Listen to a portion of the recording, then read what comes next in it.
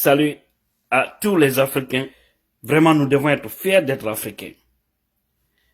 Vous voyez la vidéo en image. Je vous prie, prenez votre temps pour la suivre du début à la fin et partagez au maximum cette vidéo. C'est ce jeune Congolais d'origine qui a été à l'origine de la solution trouvée du côté de Madagascar par rapport aux produits contre le Covid-19 qui s'explique et il dit être menacé aujourd'hui par l'OMS. Tout simplement parce qu'on dit qu'il a fait des révélations sur son protocole guérisseur contre le Covid. Vous savez, c'est quelqu'un qui est connu par l'OMS. Il est bien connu. C'est pour vous dire que l'Afrique a des talents. Mais tout ce qui provient de l'Afrique, on ne veut pas considérer. Parce qu'on considère que l'Afrique, ce n'est que la pourriture. Et c'est pourquoi nos chefs d'État africains devraient faire la promotion de nos chercheurs, la promotion de nos intelligents, de nos petits savants ou de nos grands savants. Parce qu'aujourd'hui, c'est la concurrence à travers le monde. Nous avons beaucoup de pays, parce que cette plante dont ils ont utilisé, Artemisia, ça se trouve un peu partout en Afrique. En Guinée, par exemple, on a vu l'épidémiologiste Habib Kourouma a proposé au gouvernement d'utiliser cette plante. Artemisia, c'est cette plante que le Madagascar a utilisée grâce à ce jeune qui est aujourd'hui, selon lui, menacé par l'OMS. C'est grâce à cette plante qu'ils ont trouvé la solution du côté de Madagascar. Oui. Et en Guinée, on nous propose, parce qu'il y a des gens qui peuvent faire bien le travail, mais il faut avoir le protocole. Parce que c'est pas seulement la plante, mais il faut avoir les substances avec quoi ils ont mélangé pour réussir. C'est pourquoi les chefs d'État africains devraient faire tout possible pour rencontrer ces jeunes médecins afin de les aider. Vous allez suivre son témoignage, c'est extrêmement important. Je vous laisse voir. Merci. La première menace pour moi, c'est l'Organisation mondiale de la santé. Et là, les gens qui veulent lire, ils peuvent aller, ils tapent mon nom, Jérôme Mouniangui Artemisia OMS, ils vont voir. L'OMS est formel sur mes publications, en fait. L'OMS est vraiment formel. C'est-à-dire, l'OMS ne veut pas la vulgarisation, en fait, de mes traitements. Il ne veut pas la vulgarisation de mes traitements. Parce que pour quelle raison? Pour quelle raison? Il y en a deux, en fait. Pour les raisons, il y en a deux. L'OMS me dit, lorsque la personne qui prend de l'artémisia, c'est ça l'argument, cette personne-là peut développer ce qu'on appelle la résistance à l'artémisinine. Ce qui est faux, l'OMS n'a aucune référence. Jusqu'à aujourd'hui, je lance un défi pour les gens qui sont en train de lire, qui sont en train de suivre, qu'on me montre une seule référence bibliographique, parce que l'OMS est une grande institution, elle doit se baser sur des références bibliographiques. Nous lui avons montré l'OMS que ce que tu dis là, ce n'est pas vrai, parce qu'il ne peut pas faire la résistance à plusieurs molécules.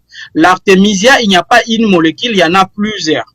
Donc, on fait la résistance à l'artémisinine. L'artémisinine, c'est un de principes actifs qui se trouve dans la plante. Ça, c'est l'argument. Ça, c'est le premier argument de l'OMS. Et le deuxième? Le deuxième argument de l'OMS, que les traitements que je fais, ce n'est pas standardisé. C'est-à-dire? Standardisé. Ça veut dire, il y a des variations, les variations de concentration de molécules qui se trouvent dans la plante d'une culture à une autre, d'une région à une autre. Je prends un exemple, une plante qui est cultivée par exemple à Paris n'aura pas la même composition chimique qu'une plante qui est cultivée en Belgique ou aux États-Unis. Ça, c'est tout à fait normal. Mais nous avions dit à l'OMS, on standardise pour échapper. Donc, ce n'est pas un argument. Pour l'OMS, normalement, tu devais seulement nous demander de faire des recherches supplémentaires. Ne pas dire que de pas divulguer. La standardisation, je peux standardiser aujourd'hui les traitements. Donc, voilà les deux arguments de l'OMS. Et à part l'OMS, qui d'autre qui vous a menacé? L'Académie de médecine française fait un communiqué sur moi et ça a été publié dans le Figaro, Le Monde et Paris Match. Et l'Académie de médecine française revient d'abord sur mes publications. Quoi disant, ça a été réalisé un peu dans un petit village, dans une région un peu reculée de la planète. Ça n'a pas de valeurs scientifiques. Et Et voilà, et puis l'Académie le message qui était clair, l'Académie demande au ministre des Santé africain de ne pas appliquer les recommandations de mes résultats des recherches. Là encore, j'avais fait des réponses à l'Académie de médecine. Bravo la France, merci parce que je suis en France, mais moi j'ai pas fait les recherches pour les Français, j'ai fait pour les Africains. Donc je m'adresse pas aux Français, moi je travaille pas pour les Français. Donc j'avais fait ces recherches là, c'est pour les Français, plutôt c'est pour les Africains, pour que nous puissions nous soigner. S'il y a des médicaments entre un médicament qui n'est pas standardisé, c'est l'argument de l'OMS, un médicament qui vient de Chine et qui tue la population africaine, qu'on me montre un seul cadavre de l'artémisia sur le continent africain. Moi, je leur montrerai des milliers de cadavres sur le continent africain aux médicaments qui sont autorisés même par cette Organisation mondiale de la santé. Pourquoi cette politique de 2 poids, 2 mesures? Une plante médicinale qui ne tue personne, vous voulez l'interdire. Mais de médicaments qui tuent les gens sur le continent africain, et c'est vous-même, même l'Organisation mondiale de la santé qui fait des rapports, personne ne veut interpeller ces gens. La législation, elle est faible. Les trafiquants de faux médicaments sur le continent africain restent impunis. Donc, on ne le punit pas. On comprend, docteur, que c'est pas évident de vous lancer dans ce que vous faisiez ou dans ce que vous faites quand vous n'avez pas des moyens ou de soutien.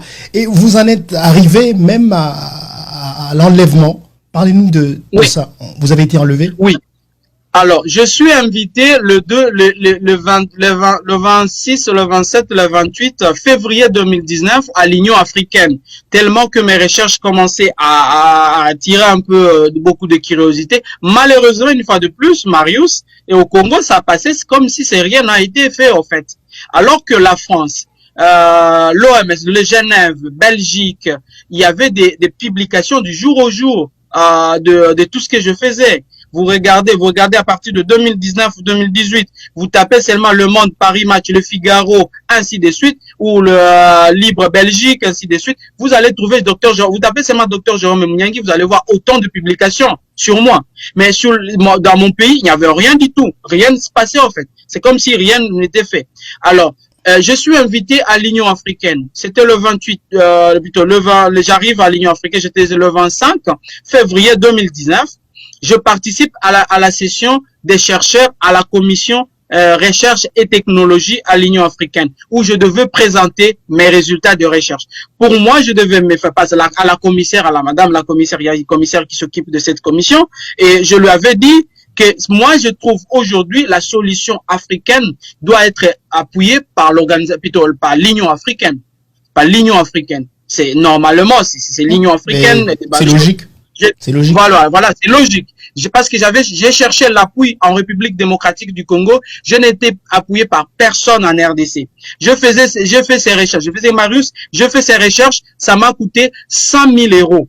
100 000 euros, ces recherches qui ont été financées par des dons de Français, de 10 euros, de 5 euros, parce que je devais quémander en France pour aller réaliser les recherches aujourd'hui qui révolutionnent un peu. Ça aussi, c'est un côté où les Africains ne veulent pas soutenir les chercheurs. Mais quand vous dites ça, docteur, est-ce que les autorités congolaises vous connaissent? Est-ce que vous avez essayé de les approcher? Est-ce que vous connaissez le ministre de la Santé? Est-ce que vous connaissez les structures? Les structures vous connaissent? Marius, vous savez, quand un chercheur arrive à être cité par l'Organisation mondiale de la santé, ça veut dire qu'il a touché à un point sensible de la santé mondiale. Ça, c'est très important que je vais insister.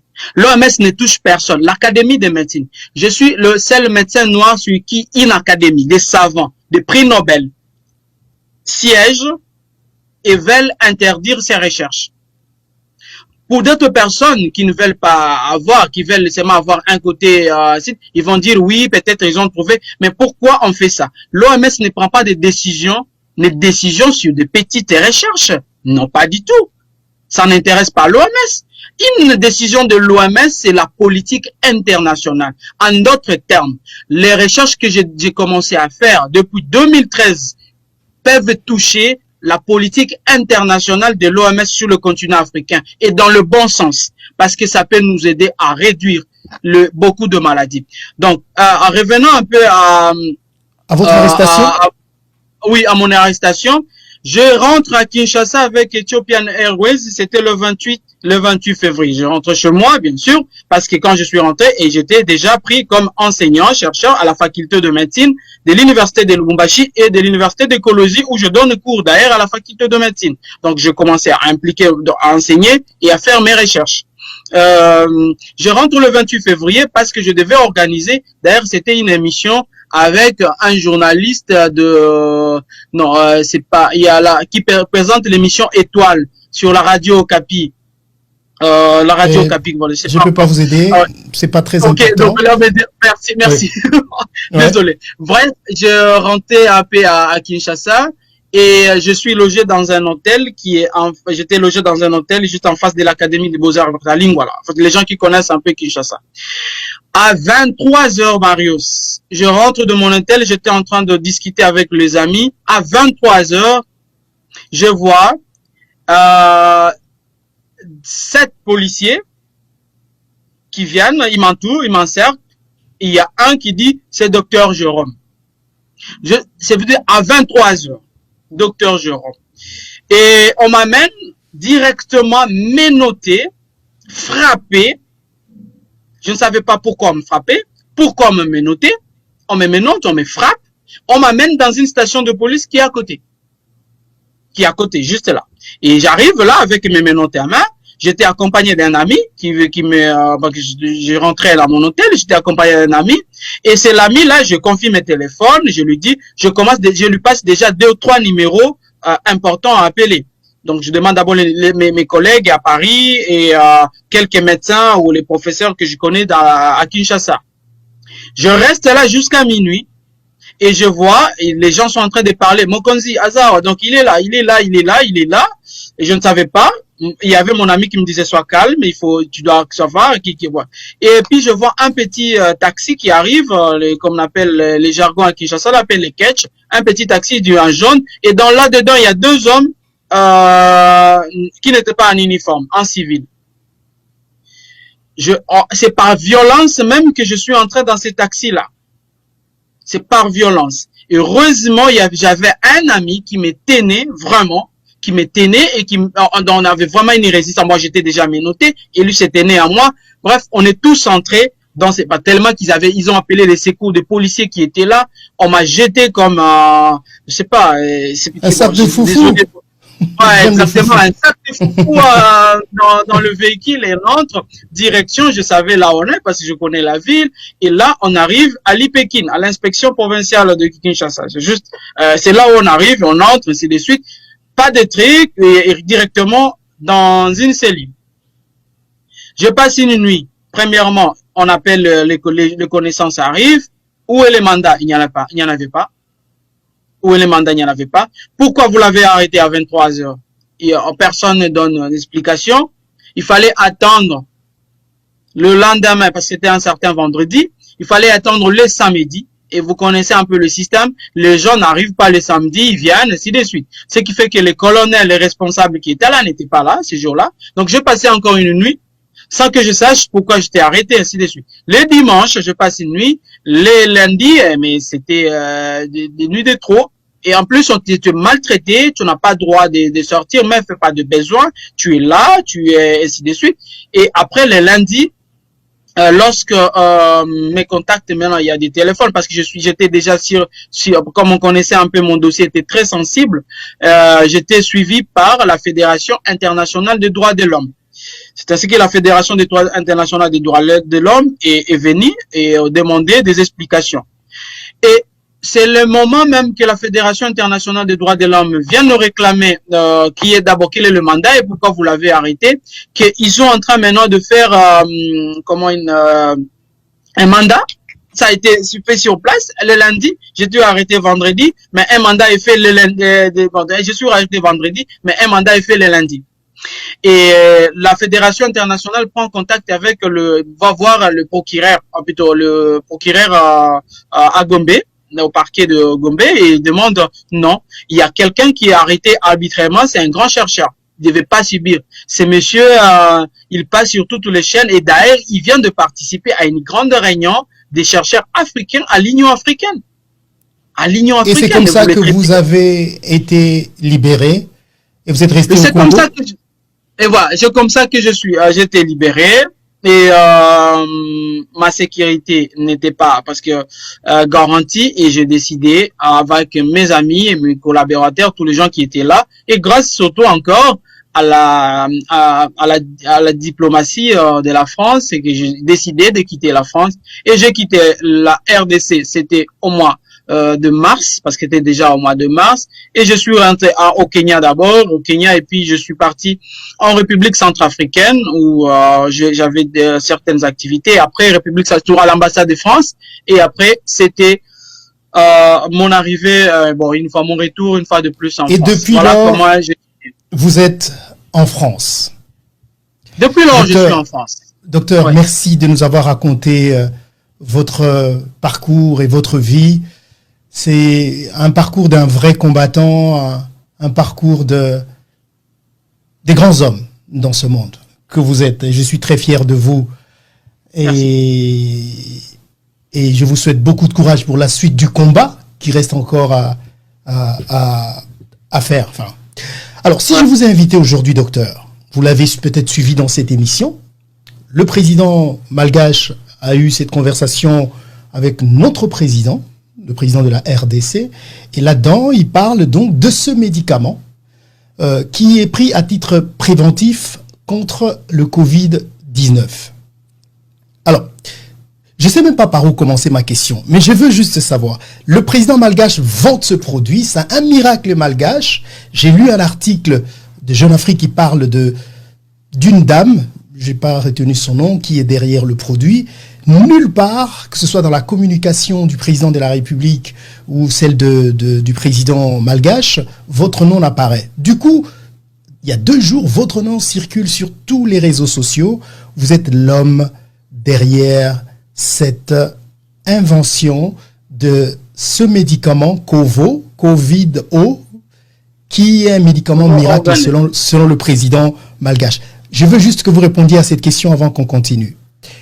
Est-ce que c'est vous qui êtes à la base de la découverte de ce médicament pour prévenir le Covid-19 au Madagascar? Je suis à la base de la rédaction du protocole. C'est au Madagascar et partout sur le continent africain de ces produits. Ça veut dire que c'est pas vous, mais vous êtes à la base de la rédaction du protocole. Non, c'est l'auteur. En fait, on n'invente pas une plante médicinale. On découvre la propriété. Là, on n'invente pas une plante. C'est Dieu qui l'a créée. La nature est là. Donc, c'est là je vais juste pas aller sur invention. Invention, ça, c'est une plante. Donc, les mots invention, on va d'abord mettre ça à côté. Je suis à la base, donc l'auteur de la proposition de protocole, surtout le gouvernement africain, de Covid Artemisia. Est-ce que vous avez été contacté, ou vous avez contacté le gouvernement ou la présidence de Madagascar pour ce? Oui, et la dame dont vous êtes en train de parler, je vous ai parlé tout à l'heure ici que pour faire mes essais cliniques, j'avais besoin au moins on devait réunir 100 000 euros. La dame dont vous parlez, donc, s'appelle Lucille Cornet-Vernet, elle a créé une association, et l'association s'appelle Maison de l'Artemisia. On a appelé ça l'association Maison de l'Artemisia. Et l'association Maison de l'Artemisia, maintenant, c'est une fondation. Je suis le responsable des essais cliniques et recherches médicales et scientifiques. C'est moi qui coordonne toute la recherche mondiale sur l'Artemisia. Elle n'est pas médecin, elle est là pour la communication, pour s'attirer les lobbies. Vous savez, c'est stratégique. Et pour s'attirer des lobbies. C'est elle qui est derrière, c'est vous. C'est son poids, c'est moi. Donc, la rédaction de protocole, c'est moi. Elle assure la communication. Ouais. Vous savez pas à quel point je suis fier de vous. J'ai envie de vous embrasser si vous étiez juste en face de moi. Docteur, mais n'entrons pas trop dans les émotions. Oui. Comment ça s'est passé pour en arriver là? Le président de Madagascar aujourd'hui, c'est lui qui fait la publicité de ce produit. Comment en êtes-vous arrivé là? Vous parlez lingala? Oui. Bon, yo siko mona le président n'absoté. Ozura eloko na kitika la ba malgache biso donc to ba koba to na posa na monte ou quoi? Bino boyebi ko valoriser bandeko na bino te. eza pe système donc eza stratégique na biso eza communication stratégique parce que depuis que nga na koma ko sala na ba mindele au moins bayebi ko valoriser musala mutu et bayebi ko communiquer bayebi ça Jérôme sur le plan stratégique ceux qui te tuent liboso déjà tu yebi que oza on continue à lingala ou non allez-y on peut j'avais juste besoin de cette réponse à lingala ah d'accord donc, alors, c'était stratégique de communiquer. Ça, c'est notre façon dans la maison de communiquer. Il y a des grandes questions où ça demande un lobby. Il faut qu'il y ait une autre personne qui le fasse et les scientifiques restent là pour répondre maintenant lorsque la bombe va éclater. C'est ce qu'on a fait. Alors, qu'est-ce qui est arrivé? Lorsque la crise de Covid commence, comme je travaillais déjà sur cette plante, je connaissais déjà les propriétés antivirales de la plante. La plante est utilisée. Cette plante-là, les gens, peut-être, c'est utilisé pour plusieurs pathologies virales. Il y a même dans les systèmes, dans les gens qui sont atteints par l'immunodéficience qu'on peut appeler les VIH, qui prennent, à qui on a prescrit, ainsi de suite. Ça, c'est un autre côté. Donc, pour le virus en général, ça marche. Alors maintenant, on devait travailler. Qu'est-ce qu'on a regardé? Il y a déjà une publication où il fallait regarder le plante médicinale, comparer ça à une molécule. La molécule, ça s'appelle interféron. Interféron, ça veut dire interférer. Interférer avec quoi? Interférer avec une réplication de virus. Ça, c'est une molécule qui est commercialisée déjà dans plusieurs magasins. Alors, comme je vous ai dit, le principe de comparer un médicament qui existe avec celle que vous voulez, plutôt, c'est celui que vous voulez mettre en place, en fait. Alors, qu'est-ce que nous, on a fait? C'était comparer interféron avec de l'artémisia antisane. Regardez sur le deux effets. Et peuvent être équivalents ou inférieurs ou supérieurs. Et là, spectaculaire, la plante, elle était efficace sur d'abord, c'était sur le coronavirus lui-même, mais maintenant, aujourd'hui, avec Ostras associé au coronavirus. Donc, sur toute la famille des coronavirus, la plante, elle est efficace. Elle est efficace. Alors, et je vais entrer, oui. Oui. Je veux revenir à ma question. J'ai pas encore reçu une réponse. Comment êtes-vous arrivé au Madagascar? Vous êtes passé juste au Congo. Vous n'avez pas essayé de contacter nos dirigeants, nos présidents, enfin, nos responsables de la santé et tout ça? Marius, lorsque nous avions fini à écrire le protocole, parce que je devais d'abord soumettre ces projets quand je l'avais écrit, j'étais en train de solliciter 4 millions d'euros de financement ici en France. C'est comme ça qu'on avait écrit ces protocoles, d'abord. Et après, nous avons dit, il faut qu'on les propose au président ou au ministre. Nous, on ne visait pas de président. On visait le ministre des Santé. Le premier ministre qui a été, plutôt, pas le premier ministre, mais je oui, le premier ministre des Santé. Ouais. Voilà, merci. Le premier ministre de Santé qui a été contacté, c'est c'était mon ministre, en fait, que je connais bien. Nous nous sommes rencontrés de la RDC? De la RDC. Nous nous sommes rencontrés dans une grande conférence internationale à Lyon qui a été organisée par le président Macron du Fonds mondial. C'est là où je l'ai rencontré. Parce que là, une fois de plus, je suis parti présenter. Je suis invité dans toutes les conférences aujourd'hui mondiales, là où on parle de malaria. Je dois être là. Qu'il soit où je dois être là. C'est là où j'ai rencontré le ministre. Bon, il n'était pas en fonction quand j'étais arrêté à Kinshasa.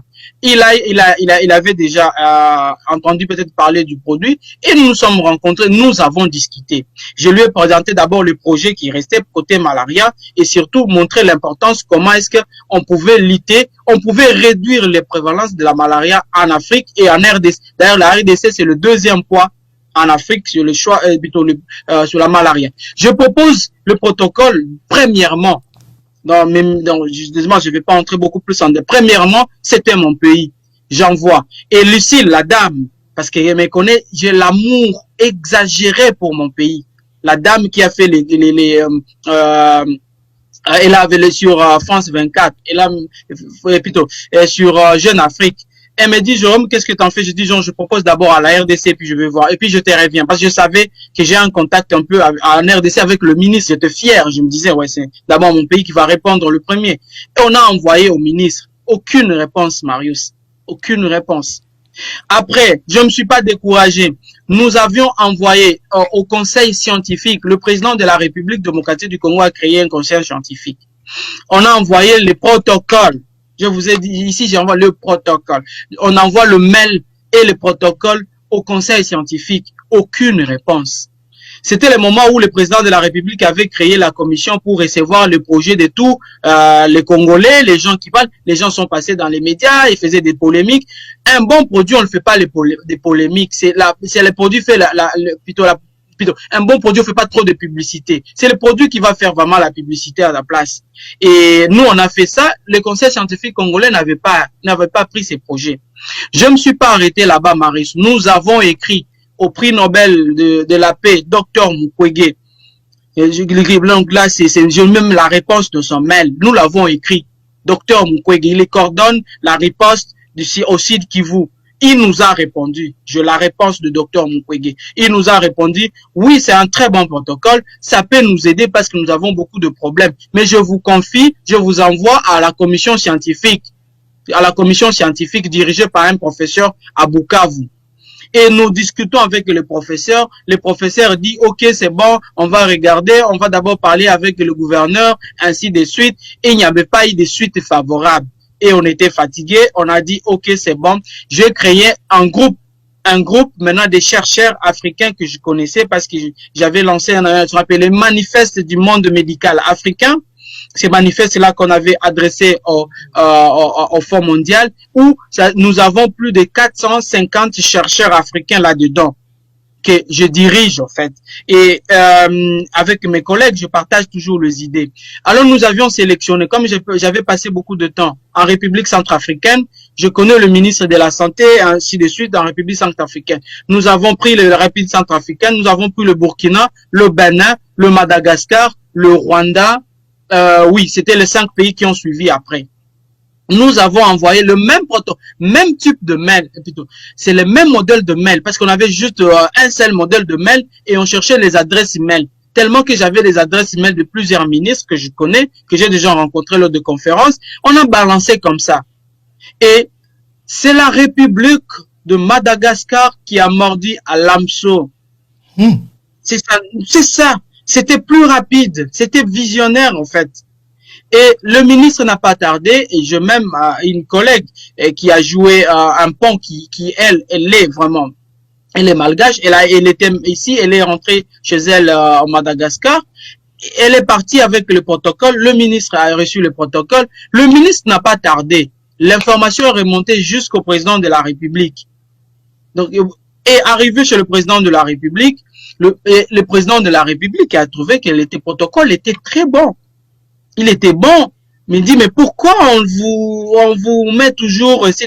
Et quand vous regardez, les gens qui ont suivi la télévision, Marius, les gens qui ont suivi les jours de la déclaration, le président malgache a commencé avec un documentaire, c'est les documentaires sur moi et mes recherches. Les gens n'ont pas compris le message, parce qu'il faut lire, vous avez fait la communication. On commence par un documentaire d'un chercheur congolais, on présente un produit, vous devez savoir c'était quoi. Le message que devait passer là-bas, c'était pour dire, ces recherches ont été déjà validées par un chercheur, ce que vous êtes en train de regarder, il était bloqué, il n'avait pas de lobby, il n'avait pas de puissance. Aujourd'hui, on va lui donner cette opportunité que l'Afrique gagne dans tout ça.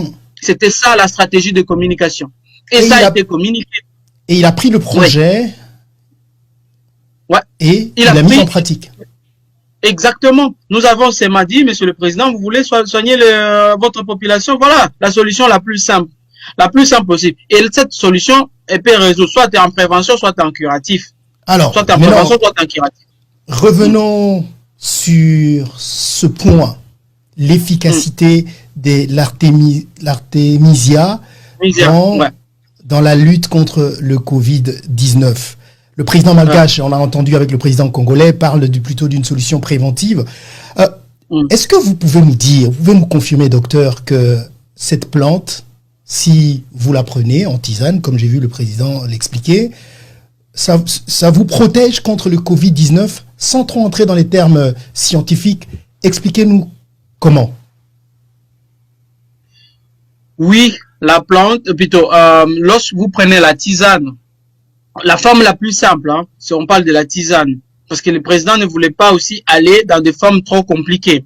Il ne veut pas faire des formes trop compliquées. Mais nous avons des formes un peu supérieures à ça, des formules un peu supérieures à ça, qui demandent un peu de moyens, des techniques pour le mettre en place. Mais lui, il voulait passer à l'acte tout de suite. C'était ça aussi la rapidité du côté malgache. Donc, il a fait la tisane, il a la forme la plus simple, donc c'est la tisane. Oui, lorsque vous prenez la plante, la tisane de l'artémisia préparée, et là, j'insiste une fois de plus, nous devons regarder, parce qu'il y a des molécules que nous ciblons là-dedans. Okay? Notre approche, ce n'est pas d'isoler les molécules, notre approche, c'est de faire l'ensemble des molécules doivent produire une synergie thérapeutique. Donc, c'est ça le principe. Donc, nous devons d'abord regarder au laboratoire si les molécules que nous recherchons se trouvent dans cette tisane. Voilà un peu, je vais nuancer un peu là-bas. Ça se trouve dans la tisane. Et lorsque vous prenez, il y a seulement je vais expliquer dans des termes trop simples. Lorsque vous prenez cette plante, quand vous n'êtes pas encore, la plante la tisane peut être prise en prévention chez les gens qui ne sont pas encore atteints, mais qui sont exposés. C'est comme ça que nous avons fait le protocole. Pour la catégorie des gens qui sont exposés. Donc, comme par exemple les personnels soignants, d'autres personnes qui ne sont pas encore touchées par le Covid. Ça les protège. Et vous allez pour les personnes qui sont déjà touchées, de forme modérée. Ça agit aussi. Je vais maintenant expliquer. Oui. Mais dans les formes compliquées, ça ne fait pas beaucoup d'effet parce que là, la personne ne peut pas boire, la personne il faut que la personne soit consciente d'abord. Tu vois, c'est un peu dans les formes compliquées, c'est difficile. Alors, qu'est-ce que nous c'est qui arrive?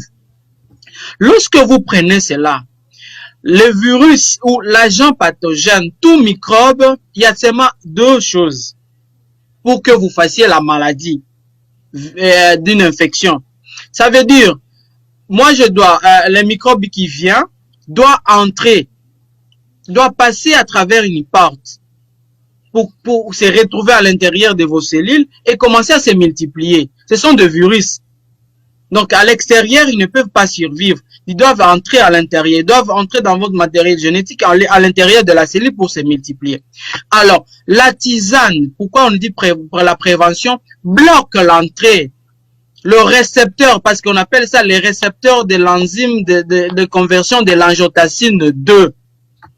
Peut-être il y a des médecins qui me suivent, ils peuvent aller se documenter. Donc, l'artémisia bloque ces récepteurs.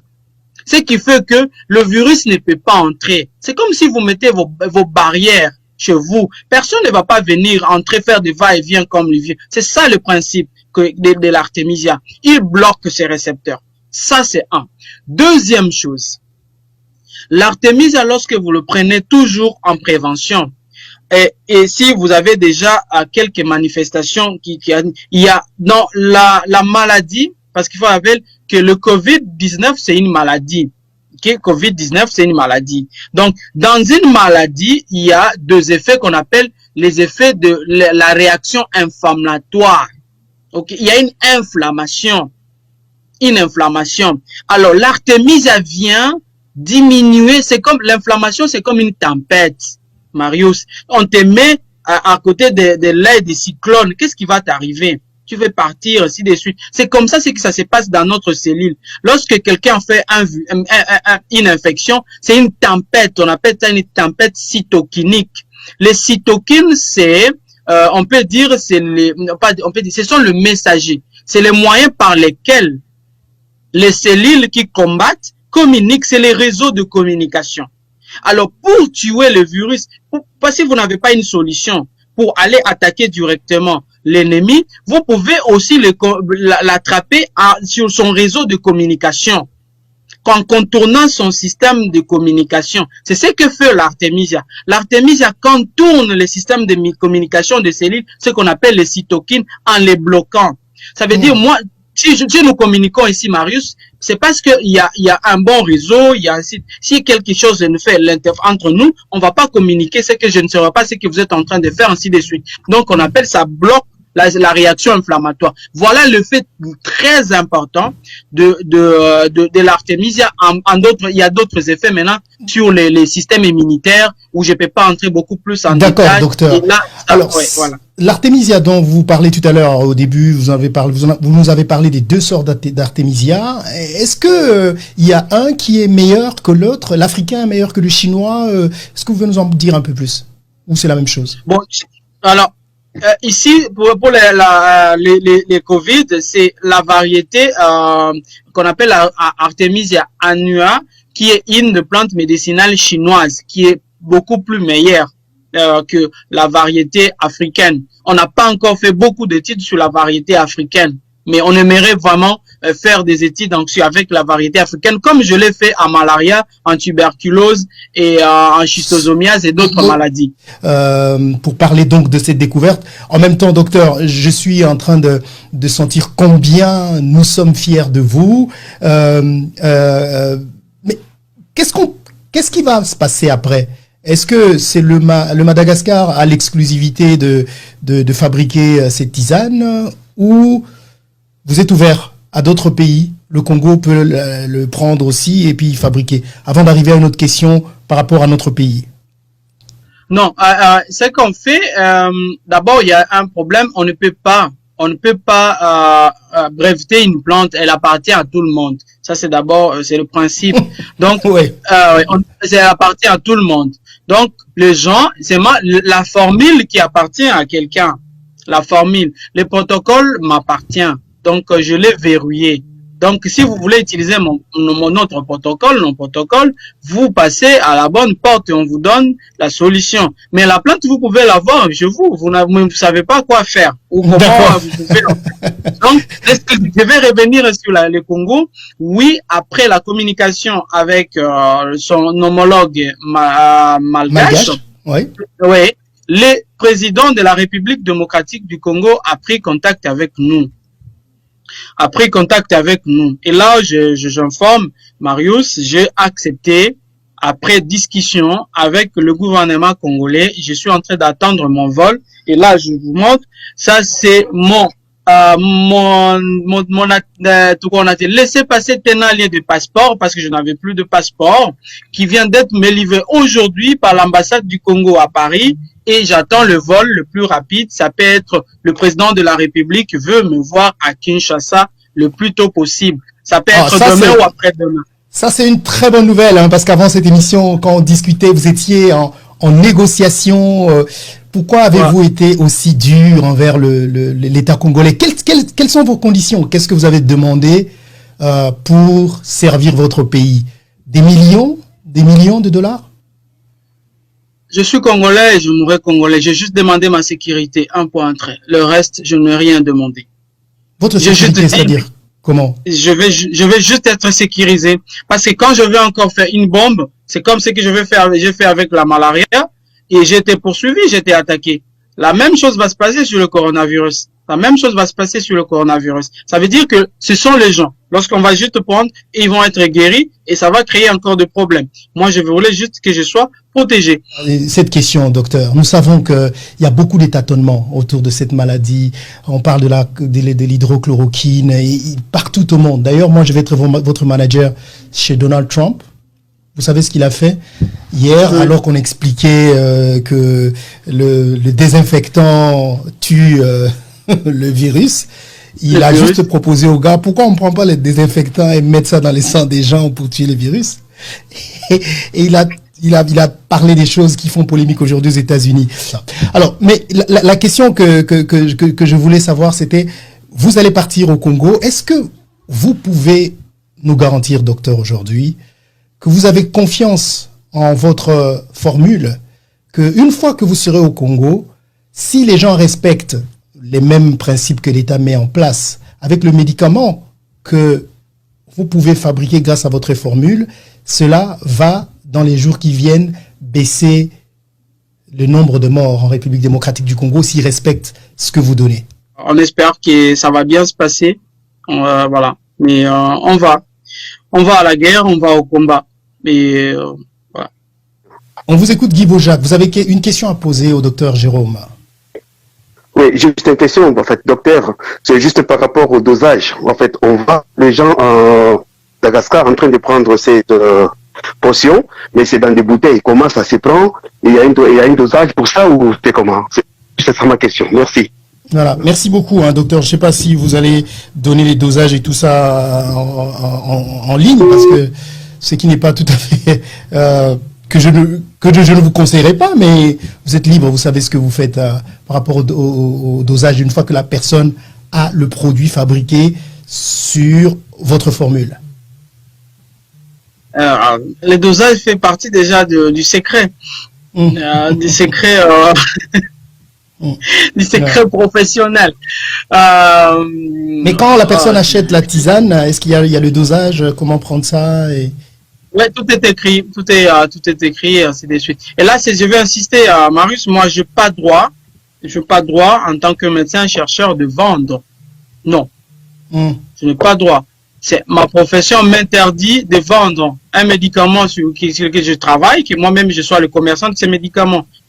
Personne ne peut accepter mes publications, il y aura un conflit d'intérêts. Donc il y a ceux qui veulent, ce sont les entrepreneurs, et ils vont faire de produits pour mettre à la population, pour soigner la population. D'accord, docteur. Monsieur Jean-Jacques, on vous écoute. Bon, la question que je vais poser au docteur est que le docteur peut nous éclaircir les contre-indications de la plante en question chez des personnes qui sont sous d'autres traitements. Vous avez entendu la question, j'espère. Oui, j'ai entendu la question. Oui, je disais, en cas d'insuffisance rénale, on ne donne pas. Donc, voilà. Il y a aussi dans le cas de maladies hépatiques, donc on va pas donner. Et aussi, nous avons aussi l'évaluation clinique doit être très bien effectuée. Il y a des bilans sanguins, plasmatiques, ou qui doivent être beaucoup plus analysés avant de donner. Donc on va regarder d'abord la créatinine, comme il sait, la clairance de la créatinine, on regarde aussi les albumines, ainsi de suite. Tous ces examens-là, ils doivent être effectués avant qu'on donne à quelqu'un ces traitements. Voilà. Donc c'est ça les contre-indications, les maladies hépatiques et les maladies rénales. D'accord, docteur. Gardez votre téléphone. Mais entre-temps, nous allons vous laisser partir, parce que nous savons également que vous avez tellement des choses à faire. Mais l'avant-dernière question avant de vous laisser partir, est-ce qu'il y a quelque part où les gens peuvent lire vos publications? Nous savons que, par exemple, le docteur Raoult en France, il a un site, il a quelque part où les gens peuvent suivre ce qu'il est en train de faire. Vous êtes notre professeur Raoult du Congo. Est-ce qu'il y a un endroit où on peut suivre vos publications, où les gens peuvent vous suivre sur les réseaux sociaux? Oui, Marius. Donc, j'avais d'abord, parce que comme j'étais rentré sur le continent, moi aussi, l'Internet n'était plus à jour, n'était plus actualisé. Donc, là, depuis un moment, il y a une équipe qui est en train d'y travailler vraiment pour toutes les publications. Une page Facebook. Il y en a les gens qui ont déjà déclaré plusieurs fois, signalé plutôt plusieurs fois sur Facebook. Et bien, il y a plusieurs comptes Facebook et qui ont mis les gens, met mon image. Mais là où vous allez voir qu'il y a une blouse blanche, donc il y en a deux. Donc là vous allez voir, il y a deux comptes Facebook. Donc voilà, mais les sites internet, je crois qu'on m'a dit ça sera après, si demain ou après-demain, parce qu'ils vont lancer ça et peut-être on communiquera avec les gens sur ça. Merci beaucoup, Marius. Merci vraiment pour cette émission. Vous me permettez un peu de parler à la communauté, j'ai pas seulement le Congolais, mais à les Africains qui suivent. Nous devons faire, je me rappelle d'un mot de Mary Patrice Lumumba qui disait « Lèvons-nous ». C'est maintenant que la solidarité africaine doit se matérialiser et se concrétiser. Le Covid-19, c'est une occasion pour valoriser nos valeurs et surtout sur le continent africain, c'est un message, j'interpelle, soutenez nos recherches. Parce que tout ce que je viens de vous raconter là, ça demande de moyens. Mais s'il y a d'autres personnes qui financent, c'est la main qui donne, c'est celle-là qui dirige. C'est la main qui donne qui dirige. Aujourd'hui, les chercheurs travaillent en collaboration avec des communautés. Ils lancent seulement un projet, fait un financement participatif et il a seulement des comptes à rendre à ces gens-là. Si je suis financé par combien? Marius, j'ai 3 projets, par exemple, là, pour répondre à l'OMS. Et il y a un projet qui est évalué à 32 000 euros. Il y a un autre qui est évalué à juste 23 000 euros. C'est quoi le projet à 23 000 euros? Les projets à 23 000 euros, l'OMS, je venais de vous expliquer ici. L'OMS me dit, lorsque je donne l'artémisia à une personne, la personne va faire de la résistance. Je voulais juste répondre scientifiquement à l'OMS en faisant un travail scientifique sur terrain, donc un essai, on appelle prendre, je vais expliquer en quelques mots, c'est prendre le sang des personnes qui ont pris cela et analyser ça dans des grands laboratoires. C'est l'argent là, ça payer les labos, c'est pas pour prélever les échantillons, c'est payer les laboratoires, ce sont les analyses moléculaires. Ça, on va aller sur la génétique de la personne, on regarde et on fait des réponses à l'OMS. C'est pour ça que vous avez besoin de 22 000 euros. Ce sont des projets type et action directe en fait. D'accord. Parlez-en au président de la République quand vous y êtes. Ne soyez pas timide. Il en donnera beaucoup plus que ça. On vous souhaite bonne chance, docteur, une très longue carrière. On a besoin de vous. Je veux que vous sachiez combien je suis personnellement fier de vous et tous les Congolais, en tout cas, qui vous auront suivi, sont fiers de vous. Vous avez notre soutien et vous y arriverez. On y arrivera ensemble. Courage encore, docteur. Merci beaucoup, Marius. Bonne soirée à tout le monde ou bonne journée chez vous. C'est pas bonne soirée. Voilà. Et nous, on va dormir. Il est minuit. Allez, bon voyage à Kinshasa. À très bientôt. À très bientôt, Marius. Merci. Au revoir. Merci, au revoir.